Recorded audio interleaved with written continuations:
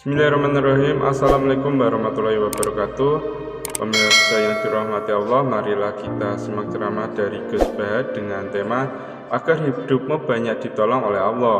Sebelumnya marilah kita bersolawat terlebih dahulu. Allahumma sholli ala Sayyidina Muhammad wa ala ali Sayyidina Muhammad. Selamat menyaksikan. Ketika Rasulullah wafat, itu separuh sahabat hampir mayoritas, ya Rasulullah, kita semua ingin kita dulu yang meninggal karena engkau begitu penting. Maka jangan meninggal dulu, kita yang meninggal. Kalau kita yang meninggal itu gak apa-apa, tapi kalau engkau penting, jangan meninggal. Tapi ada saja sahabat, tidak seperti itu. Saya suka Rasulullah meninggal dulu. Alasannya masuk akal. Biar Allah menyaksikan saya, kama usaddikuhu hayyan usaddikuhu maitan. Allah biar menyaksikan saya iman kepada Nabi ketika masih hidup. Dan saya buktikan setelah mati pun, setelah meninggal pun, setelah wafat pun, iman.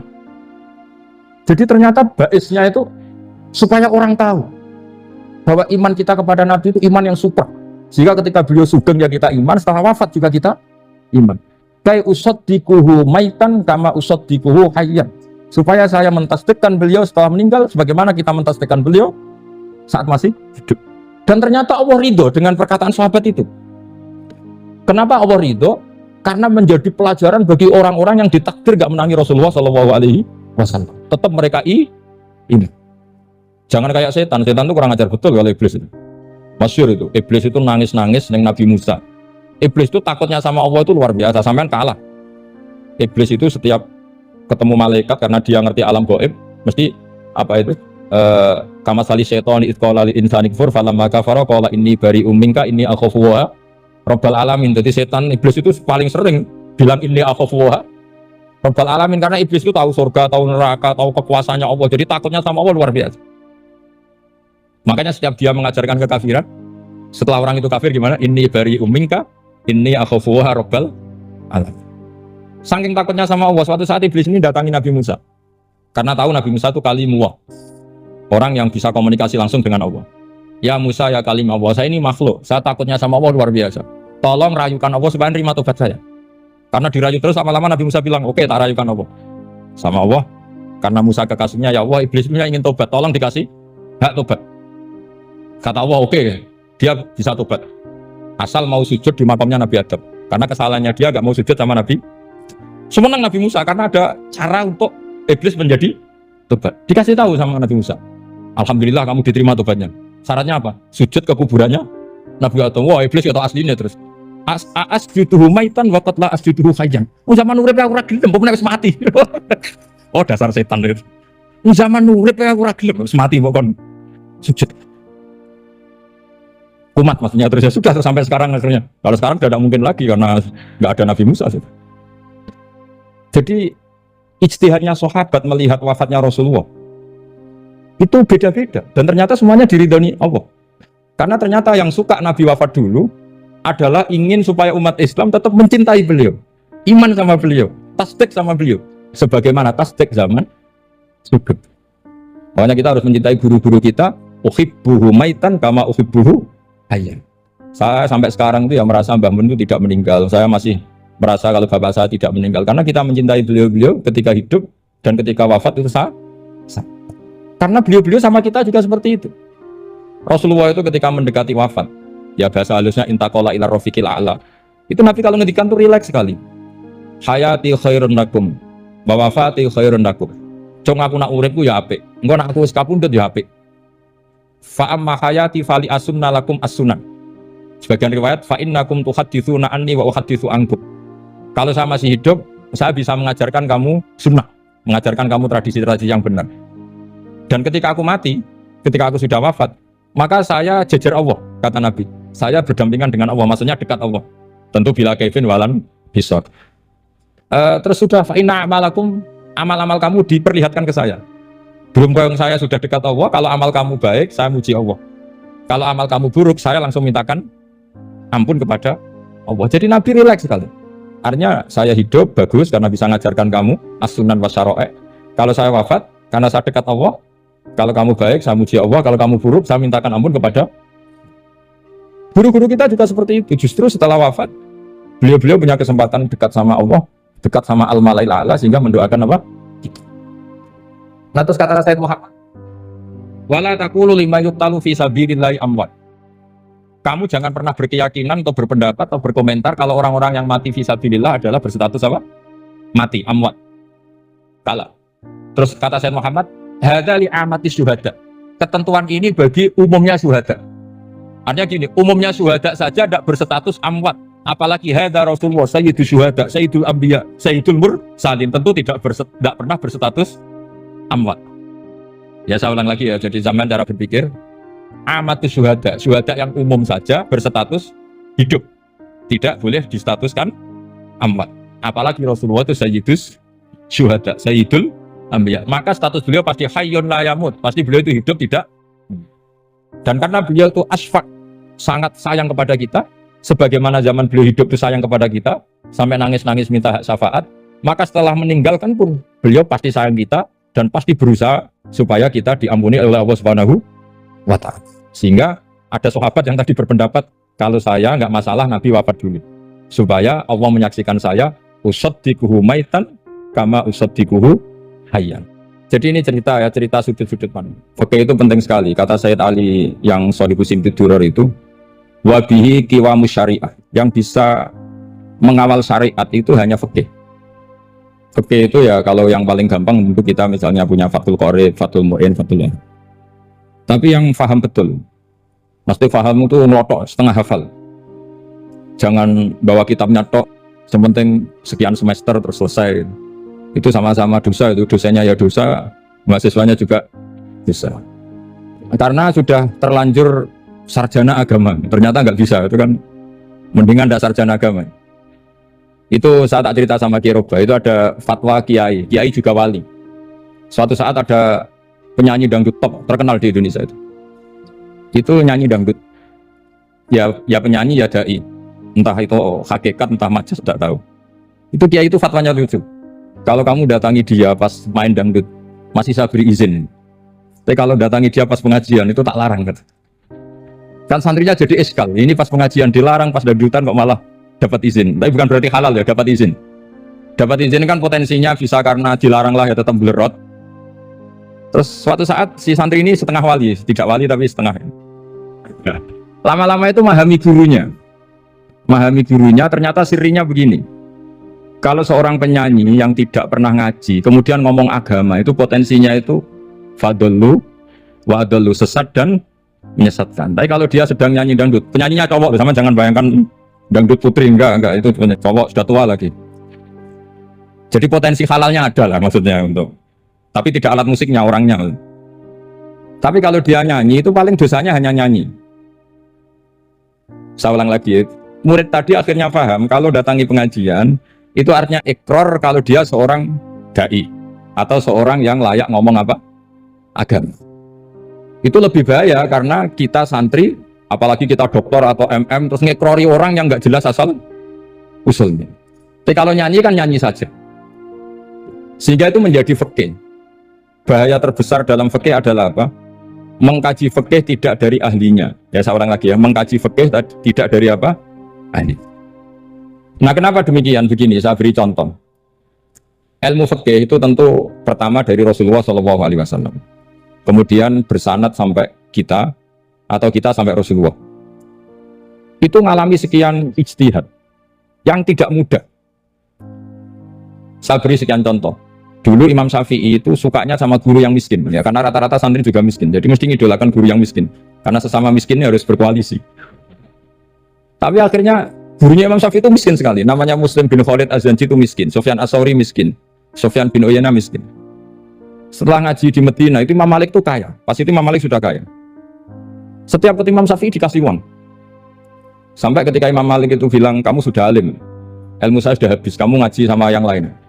Sama siapa? Kata Imam Malik, orang yang sealim saya sudah meninggal, namanya Abu Hanifah.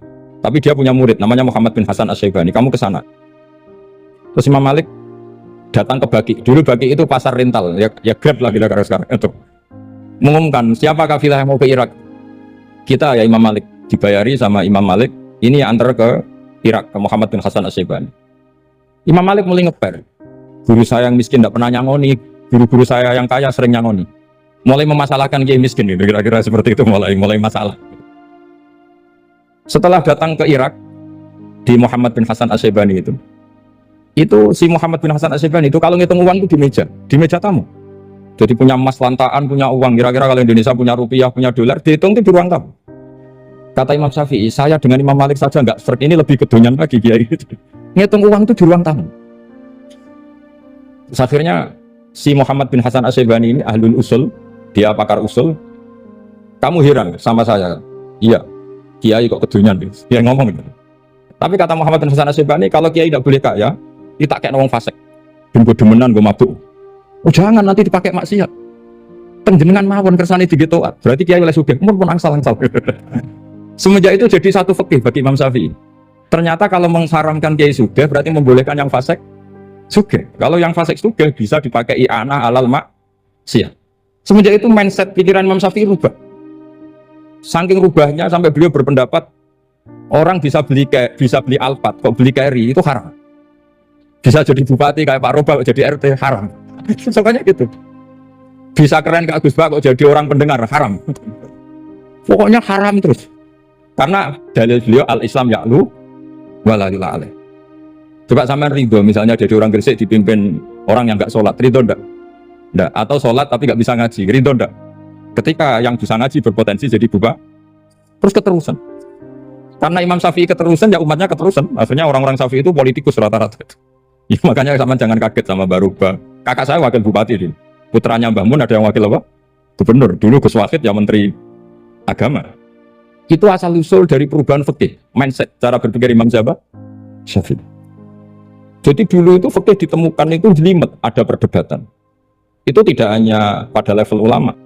Pada level Nabi pun ada perdebatan. Jadi jangan kira Nabi itu tidak debat, ya debat. Nabi itu asal seangkatan itu mesti debat, termasuk debat dengan malaikat. Jadi kalau perlu ya debat sama apa? Karena malaikat itu kan lugu-lugu itu gak iso mikir. Karena kalau malaikat iso mikir bisa jadi rektor. Nanti kasihan Pak Salam ini. Malaikat gak boleh jadi rektor. Malaikat Israel itu gak tahu etika. Jadi beliau ketika mau membunuh, mencabut nyawanya Ibrahim datang. Ya Ibrahim, saya ini disuruh nyabut nyawa kamu. Kata Ibrahim, wah kamu itu pasti salah. Kamu tahu saya siapa? Saya ini Khalilur Rahman, kekasih Allah. Masa kekasih membunuh yang dikasih? Ini enggak benar, logika itu enggak benar. Pasti kamu salah. Karena Israel itu tidak bisa debat. Ketika ditanya, hal ra'aita khalilan yumitu khalilah? Masa kekasih membunuh yang dikasih? Saya ini Khalilur Rahman. Masa Allah mencintai saya kemudian membunuh saya? Itu logika enggak benar. Enggak keliru, kamu itu keliru. Israel akhirnya terbang lagi. Ya Allah, katanya logika saya ini salah. Karena masa kekasih membunuh yang dikasih. Karena Israel nggak pernah sekolah, nggak pernah sekolah, nggak bisa dia jawab. Akhirnya diajarin Allah. Dah kamu bilang gini ke Ibrahim. Hal ra'aita khalilan yakrahu ayyalqa khalilah. Masa kekasih tidak siap ketemu yang dikasih. Dibalik logikanya. Akhirnya datang lagi ke Israel. Kata Allah begini. Masa jenengan kekasihnya tidak siap ketemu yang kau kasih? Oh ya oke mati nggak apa-apa. Jadi ilmu itu ngalamin perdebatan. Jadi saya datang murni karena Kiai Mas Buhin, bukan karena MC. Itu dosa besar kalau saya datang karena MC. Karena saya punya kewajiban yang lebih besar. Jadi yang bisa mengalahkan adalah a'dzama minhu, yang super besar kira-kira. Karena jelas ada riwayat inna min abaril birri silatar rajuli ahla wuddi abi. Ya, inna min abaril birri silatar rajul ahla wuddi abi. Di antara kebaikan yang sangat baik adalah seseorang menyambung teman bapaknya. Padahal sampean kan nggak mungkin teman bapak saya. Teman saya aja nggak mungkin, nggak level apalagi bapak saya kan. Jadi malah mohal itu. Saya berkali-kali cerita di mana-mana cerita, fikih itu harus dievaluasi karena ini masalah furu'iyah. Saya berkali-kali cerita di mana-mana cerita. Hukum berteman orang fasik gimana? Pasti orang jawab haram karena takut ketularan orang fasik. Tapi kalau dibalik, hukumnya bina orang fasik gimana? Ya baik, umatnya Nabi. Bisa bina kalau berteman. Kamu bisa bina orang fasik tanpa berteman? Nggak bisa. Jadi kalau dibalik, hukum berteman orang fasik gimana? Haram. Hukumnya bina orang fasik? Baik. Bisa bina kalau berteman. Berarti berteman orang fasik? Ya terus nanti pada level lapangan sih gampang. Kalau yang soleh membina yang fasik, dan yang fasik ketularan yang soleh, maka ternyata kalau yang soleh ketularan fasik, ya berarti ternyata buruk. Tapi kan hukum masa nunggu kenyataan, kan jadi nggak hukum. Di mana-mana hukum itu kan ada asumsi, karena ini masalah ijtihad. Nah itu yang dilakukan para ulama kita. Jadi sampean harus mengkaji fikih secara detail karena tidak hanya kita yang khilaf. Nabi-nabi juga khilaf dalam menentukan dakwah ilallah. Wali-wali kita kayak Abdul Hasan Asyadili sama Sayyid Abdul Al-Haddad itu juga. Imam Ghazali ya khilaf. Imam Suyuti itu kalau ketemu Al-Qastolani itu saling nggak nanya, saking nggak cocoknya. Masyhur itu. Jadi ulama ya ora cocok. Bedanya nak saiki perkara partai. Kalau orang dulu enggak. Karena pakai asumsi. Pakai asumsi karena memang susah.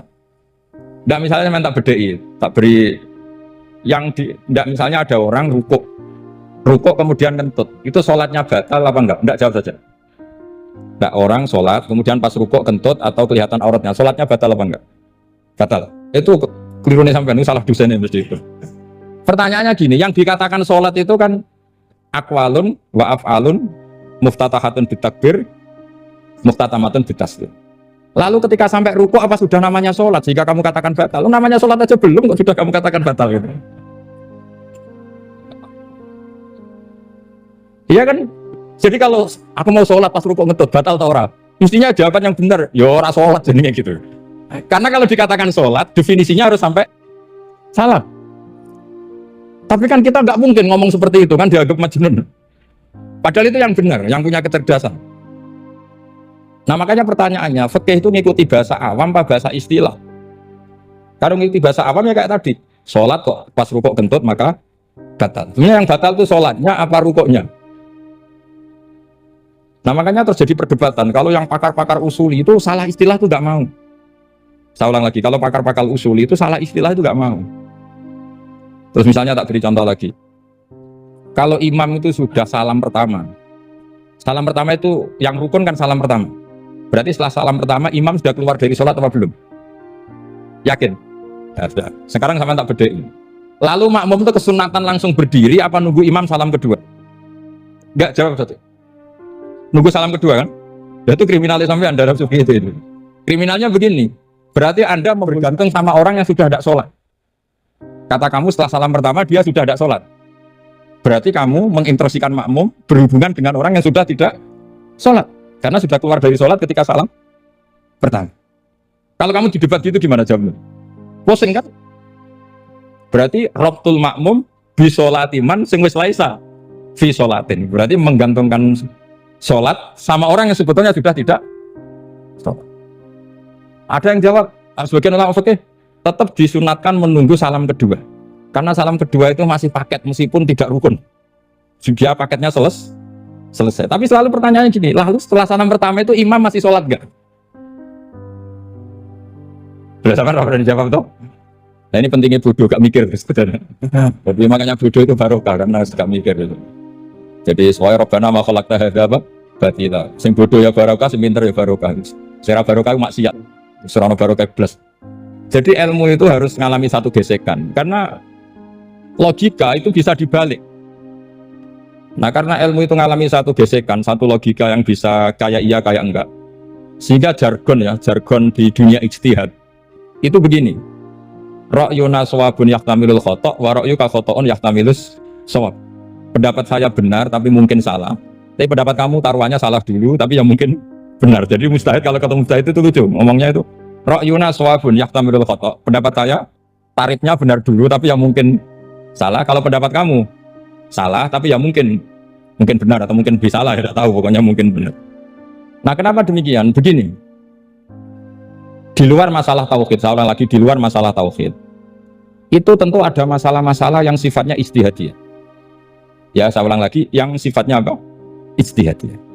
Dan ijtihadiyah ini nggak pernah selesai karena muqtadul hal, konteks kesejarahan maupun konteks kesempatan itu tidak sama. Dulu kiai-kiai itu ngaramkan dasi, ngaramkan celana karena yang celananan yang dasinan itu penjajah. Sehingga mantasabbaha biqaumin fahuwa apa? Minhu. Tapi lama-lama kiai-kiai itu ya pakai dasi, pakai celana. Ya karena dianggap sudah tidak mantasabbaha biqaumin fahuwa apa? Minhu. Ini ngalami pergeseran. Semua ijtihad itu ngalami pergeseran. Lalu pertanyaannya begini, lalu ijtihad apa Gus yang permanen? Yang permanen ya ijtihad dengan alatut istalat apa? Ijtihad. Saya beri contoh misalnya begini. Nabi Musa itu yang ngalami ijtihad. Kata beliau karena kangen Allah, Itu ingin melihat Allah karena kangen. Rabbi arini anzur ilai. Qala lan tarani walakin anzur ilal jabal. Ya sudah, namanya orang kangen ya ingin melihat. Ya sudah gitu aja. Sehingga ahli ilmu kalam itu berdebat. Kalau kata ahli sunnah, karena Nabi Musa minta ingin melihat Allah, berarti melihat Allah itu jaiz, mungkin. Karena Nabi gak boleh bodoh meminta sesuatu yang mau hal. Maka antipatinya ahli sunnah terhadap pendapat Mu'tazilah itu antipati. Karena menurut pendapat Mu'tazilah Allah itu qadim, Allah itu laisa kamislihi syai'un, sehingga gak bisa dilihat. Pertanyaannya adalah berarti Nabi Musa meminta sesuatu yang mau hal, itu bodoh sekali sampai gak tahu mana mau hal, mana apa jaiz. Makanya kata Imam Ghazali, masa Nabi Musa yang Nabi gak tahu kalau melihat Allah itu mau hal, sampai minta berarti nganggap itu jaiz atau boleh. Itu cara pandang orang-orang ahli sunnah apa? Wal jamaah. Tapi tetap saja sebagian ulama itu ya balelo, yang kayak Mu'tazilah itu ya balelo. Cara berpikir pokoknya itu karena kangen, bukan karena mungkin atau tidak mungkin. Jadi nggak mungkinnya tetap tidak mungkin. Terus mereka dalil la tudrikul absar wa huwa yudrikul absar. Nah, sudut pandang ini akan terus.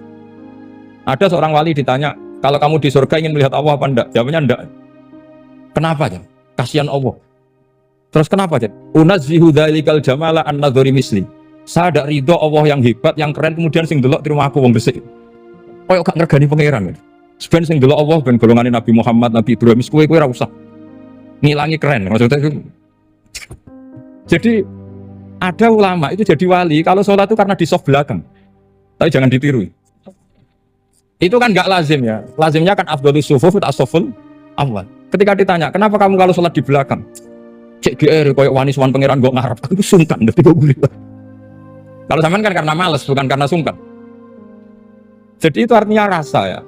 Makanya nggak bisa, nggak ada ijtihad itu tidak mungkin karena perasaannya orang itu beda-beda.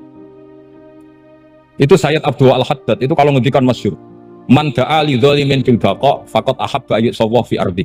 Orang yang mendoakan orang fasik masih hidup, gak mati-mati, itu berarti suka kalau Allah dimaksiati di buminya.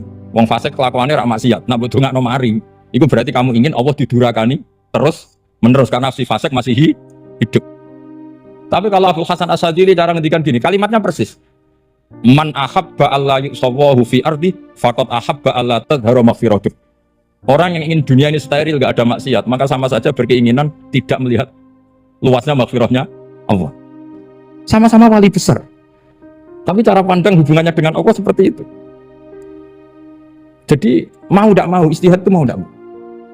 Makanya tidak usah dipertentangkan misalnya cara berpakaian, cara apa. Yang penting sesuai aturan Islam ya sudah. Karena ini urusan rasa. Urusan apa? Rasa. Itu Syekh Hasan Basri itu sering jagungan sama Robiah Adawiyah. Itu secara fikih salah. Tapi pas itu ulama fikih ditanya, kenapa Anda tidak komentar terhadap dua wali besar yang sering ketemu? Andaikan semua santri seperti itu akan saya halalkan. Karena nggak mungkin punya nafsu. Sehingga fikih dulu memang masih asli. Kamu lihat di takrib misalnya, lelaki melihat perempuan itu nggak boleh kecuali sekian alasan. Termasuk boleh itu litaklim karena mengajar, atau lil muamalah. Ini yang mulai masalah. Ada warung kopi, penjaganya cantik, santri-santri ngopi. Ini lil muamalah kan kasus ini. Mau disalahkan pada takbirnya, mau dibenarkan ini jelas fasik kan? Jelas fasik. Maksudnya sudah fasik sebelum itu ditambah itu, jadi fasiknya permanen.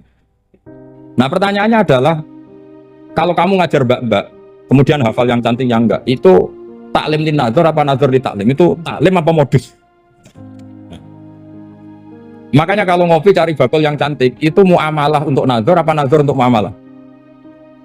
Loh kalau saya ngopi dengan kiroba pasti halal. Karena begini, berjalan saja, bareng capek, nggak tahu itu warungnya siapa, terus berhenti ngopi. Kebetulan bakulnya cantik. Nah itu mungkin halal, karena kan saya nggak milih-milih. Ingin ngopi kebetulan bakulnya cantik. Kalau kamu kan nggak hafal daftarnya. Wah itu mesti haram itu, mesti haram itu. Karena berarti kan kamu menjadikan ngopi ini modus. Gue jagain atau kok pangeran, gue kok nazar, muamalah gusti muamalah. Itu mesti modus. Maka fikih itu harus dikawal oleh tasawuf. Kalau enggak, semua hukum fikih bisa diakalin. Makanya Imam Bukhari punya satu bab namanya Kitabul Khiyab. Bab mengkhilaf fikih. Beliau itu antinya sama Abu Hanifah itu luar biasa. Enggak ada ulama dibenci Imam Bukhari kayak Abu Hanifah. Masyhur. Untungnya beliau enggak menangi Abu Hanifah. Kalau menangi geger terus ini. Bisa faksul masail terus. Itu Abu Hanifah itu ulama yang suka khilaf. Khilaf itu ngerekayasa hukum. Misalnya begini, saya ini puasa agak lemes, ujian agak lemes, apalagi kiai serapati di duit, santri beling-beling lemes ini. Apa mangan ini kan, poso-poso kok mangan kan gak keren. Supaya saya bisa makan dan halal, saya bisa ngajak kiai Robai ya jalan-jalan. Jalan-jalan nyari yang jarak 2 marhalah, ya sudah, terus bisa makan. Kalau ditanya Allah kok makan, musafir. Jadi bolehkah insya'us safar menciptakan pergi demi untuk supaya boleh iftar? Boleh enggak cara jenengan? Enggak boleh, alasannya apa? Kan pergi. Perginya juga enggak maksiat. Itu khilaf. Tapi Sayyid Muhammad, Abu Yasin Muhammad bin Alawi, Sayyid Muhammad itu membela Abu Hanifah, artinya membela jangan semua khilaf itu diharamkan. Karena itu cara, saya ulang lagi, karena itu cara untuk mengawal bahwa hukum Allah itu luas. Karena kalau nggak ada khilaf itu ya kita kesulitan. Kita kesulitan. Misalnya begini, ini penjelasannya, makanya kita harus sering mendengar. Saya itu dulu masih sangat fikih itu protes, kenapa ada puluhan polisi wanita? Itu kan pekerjaan cowok ya, pekerjaan pria. Tapi setelah mendapat penjelasan dari polisi itu alasannya masuk akal, Gus. Kadang-kadang orang nakal itu menyembunyikan narkoba itu di alat wanitanya. Itu kalau semua lelaki polisi kayak jenengan itu kan masalah itu. Sehingga memang harus ada polisi wanita karena sebagian pengedar narkoba itu perempuan dan menyembunyikannya di tempat itu. Kalau semua polisi cowok kan gak kebayang. Sehingga kita akhirnya mendengar membolehkan polisi itu wanita. Ada wilayah yang harus wanita. Begitu juga ada pertanyaan, kenapa sih dokter kandungan itu cowok? Saya punya banyak santri yang muhibin saya itu dokter kandungan. Tak tanya, kamu itu kok cowok kok jadi dokter kandungan? Kan pekerjaannya seperti itu. Dia jawabnya lucu. Dari 10 yang tes jadi dokter kandungan, itu yang cewek itu lulus 2. Yang cowok lulus semua. Karena ketika cewek dites melihat ketuban pecah darah itu langsung pingsan. Sehingga yang secara psikologi dablek itu kan memang lelaki. Jadi rawongnya sewakit santai. Kadang nggak lahir-lahir dintangi nang jopo rokokan santai. Itu kalau cewek yang jadi dokter kandungan itu nunggu jam 11, jam 4 sudah pingsan. Nah ini cerita, bukan berarti saya menghalalkan, enggak. Kita harus mendengar, saya ulang lagi, kita harus apa? Dan itu setelah mendengar itu nanti jadi disiplin ilmu, yaitu namanya fikih. Karena ilmu fikih itu sebetulnya gampang. Sampai kalau ngaji i'anah, itu kelihatan fikih itu gampang karena ada logika yang terbangun. Misalnya begini, orang kalau tawaf itu disuruh agak jauh dari Ka'bah. Jangan sampai nginjak sadarwan. Karena sadarwan itu pondasi itu ikut Ka'bah. Kenapa begitu? Ya jenenge ra muteri Ka'bah, itu Ka'bah.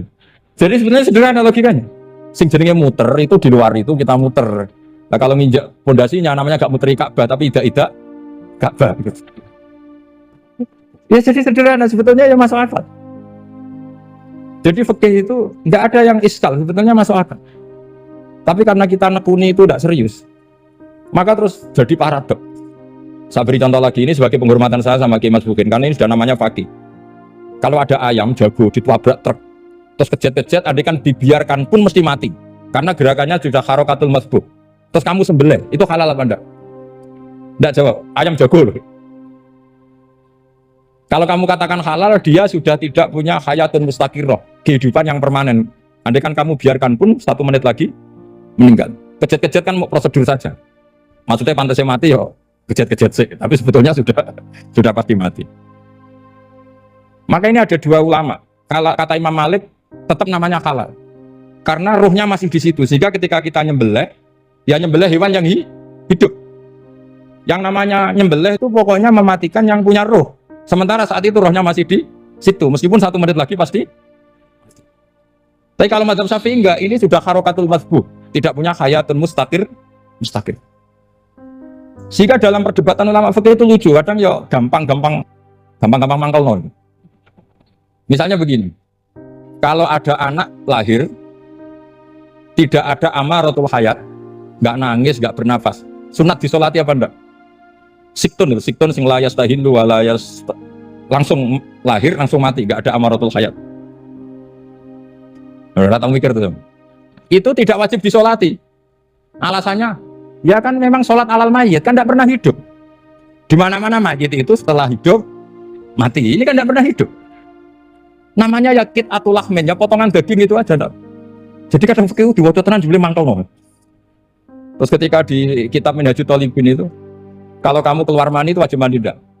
Wajib kan? Kalau keluar mani inzal itu kan wajib mandi.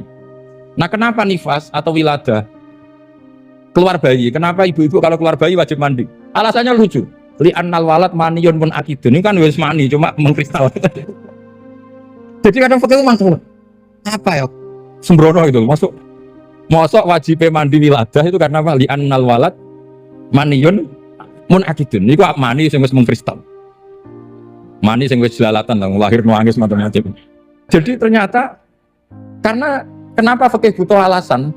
Nyari hadis tentang keluar anak mandi itu enggak ada yang sorry. Yang ada adalah tentang inzal. Innamal ma' minal. Akhirnya dicari-cari ternyata walad itu maniyun mun akidun. Lah ini problem fikih. Sampean harus siap dengan pelajaran seperti ini, meskipun sampean mungkin wong priayi, tapi ini ilmu. Ya, saya ulang lagi, ini ilmu. Sehingga ulama itu mau tidak mau harus mau mendengar. Karena logika yang terbangun itu nunggu kalau mendengar kayak tadi. Nabi malaikat Israel baru sadar, masa kekasih bunuh yang dikasih. Masuk akal juga Israel.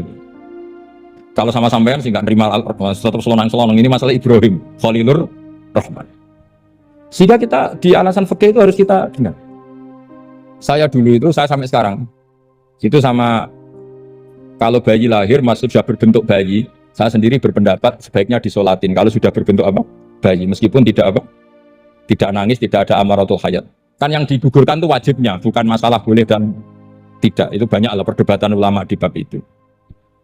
Saya beri contoh lagi perdebatan ulama. Ini contoh-contoh fikih karena ini khusus penghormatan status fakih tadi. Itu kalau ada orang mati jenazah itu. Jenazah itu kalau sholat, itu kan umumnya jenazah di depan, kita nyolati di belakang. Itu yang mengatakan begitu ya tidak punya alasan, ya tahunya mulai dulu begitu, di mana-mana nyolati jenazah, jenazahnya di depan. Tapi di kitab Makhali jelas diterangkan, kata Kaul Sani tidak wajib. Alasannya lucu, fa'indal janazah laisat bi imamin. Jenazah itu tidak imam, kenapa harus di depan? Kan kacau kan? Lu coba alasannya di depan apa? Dia ada imam kok. Nah barokahnya fikih itu, sehingga kita melihat di Arab Saudi sekarang, itu jenazah kan di belakang. Tapi kita tetap nyolati apa? Mayit. Kalau di Arab Saudi musim haji, itu jenazahnya di kamar mayit, tapi kita nyolati. Itu satu-satunya takbir ya tadi, fa'innal janazah laisat bimanzilatil imam. Tapi jangan praktekkan, nanti tidak kepaliran sesat. Saya hanya cerita-cerita ilmu, jangan dipraktekkan. Kalau dipraktekkan masih jadi aliran sesat. Ngono jenazah ning guri imam kok ngarep aliran sesat. Sebetulnya bukan sesat tuh. Uji coba fikih.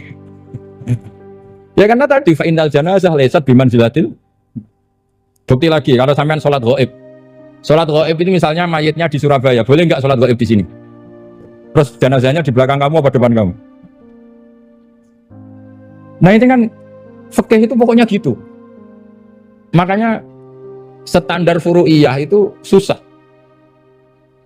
Karena perdebatannya itu mirip-mirip, kayak iya, kayak tidak, kayak. Makanya dulu zaman sahabat, ada sahabat itu mencintai Rasulullah. Senengannya sowan. Bukti cinta sowan. Banyak juga yang sahabat bukti cinta Nabi itu tidak pernah sowan. Alasannya ganggu. Kenapa kamu jarang sowan Nabi? Saya sering jamaah sama Nabi, saya tidak pernah sowan. Kenapa? Ganggu. Biar Nabi kalau di rumah sama anak istrinya, saya tidak mau ganggu. Makanya saya termasuk kiai yang gak pati seneng disowani. Karena ya itu tadi. Kalau ngulang seneng saya, kalau disowani biasa. Kalau kiai roba itu nilai, nak pernah sepuh jadi rasuan nilai. Jadi beda, saya sering ditilii kiai sepuh. Tapi bahasanya tentu tidak sowan, tapi nopo nilai. Kalau sowan itu maka kan fikih itu seperti itu. Jadi ada disiplin, di situ ada disiplin ilmu. Yang kadang kita tidak cocok.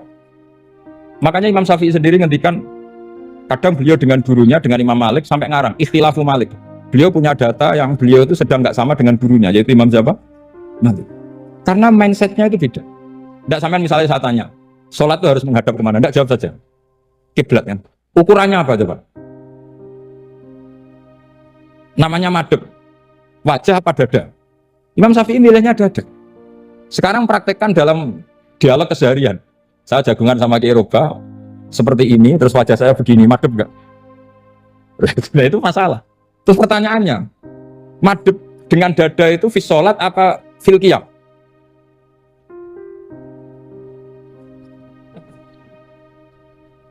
Loh, enggak, kalau di sholat pas sujud dada kamu madem mana coba? Kamu enggak pernah mikir kan? Ya madem pakai dada itu kan kalau berdiri, kalau rukuk sama sujud.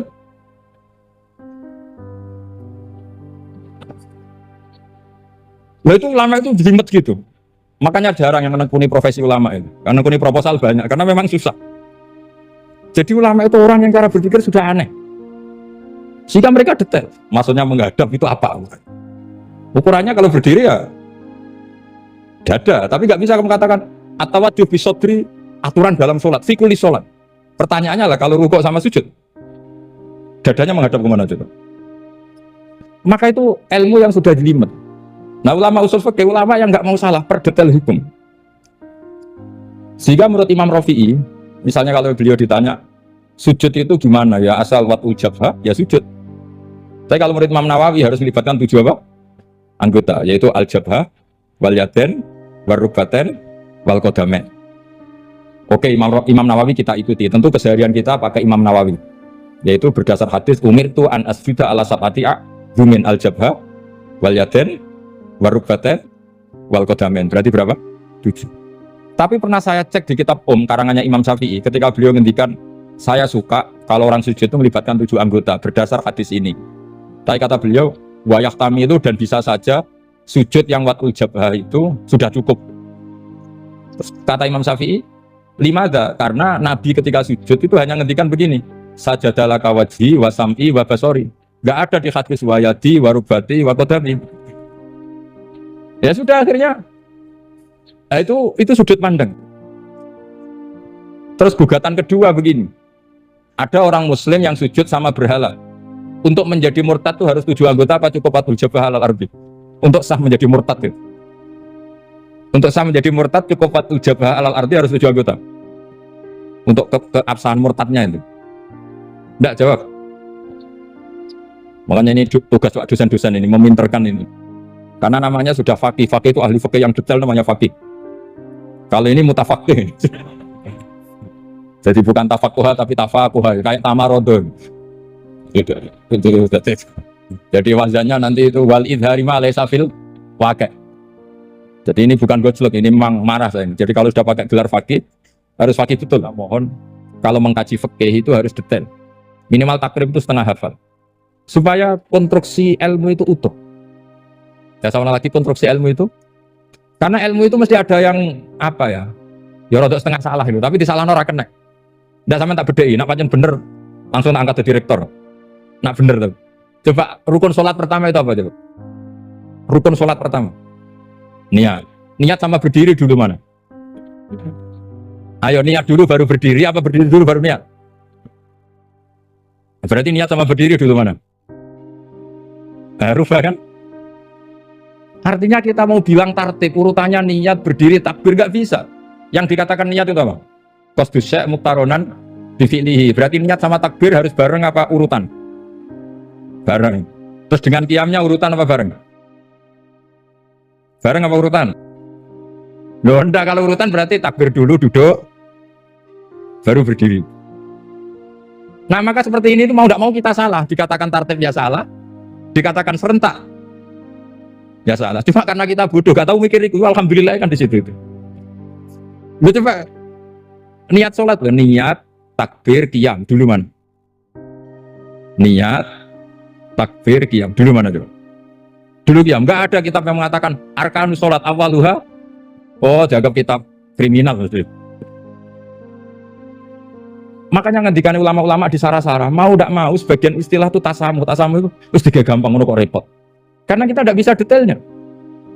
Coba misalnya puasa Ramadan itu wajib apa? Tabi itu niat, nginep no niat. Sing darani nginep itu umure lama apa enggak? Lama kan? Sekarang sebelum 2 menit kamu baru niat, sah apa enggak? Sah. Itu sempat nginep apa enggak 2 menit itu? Enggak sempat kan? Jadi ilmu itu makanya kata ulama-ulama pokoknya ilmu itu mesti ono unsur tasamu. Tasamu itu ya tiga gampang. Apa? Tiga gampang. Misalnya Imam Syafi'i berpendapat mashu ba'dir roksi. Itu kata beliau walau sya'rotan fi hadir roksi. Meskipun satu rambut asal masih di wilayah kepala. Tapi kalau rambut itu dikelimir dibasuh di sini enggak sah. Karena sudah keluar dari batas apa? Imam Syafi'i cara berpikir kan, ya ngene iki jenenge bakso sirah. Tapi cara Abu Hanifah enggak. Ya enggak, yang namanya megang kepala itu ya minimal 1/4.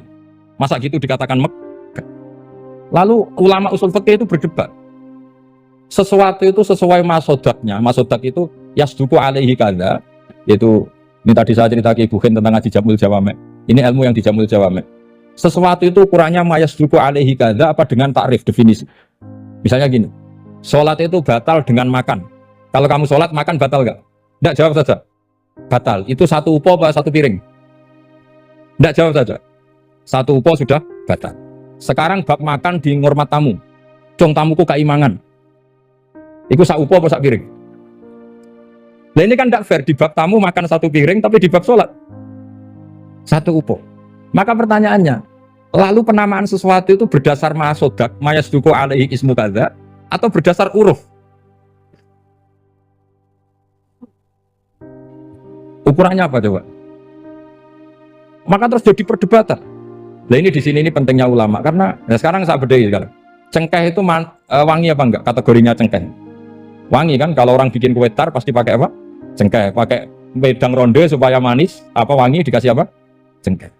Nah itu saya berkali-kali cerita, pernah mau dipikirkan orang Islam juga boleh rokok, karena dianggap pakai apa? Mewangi, karena ada apa? Cengkeh.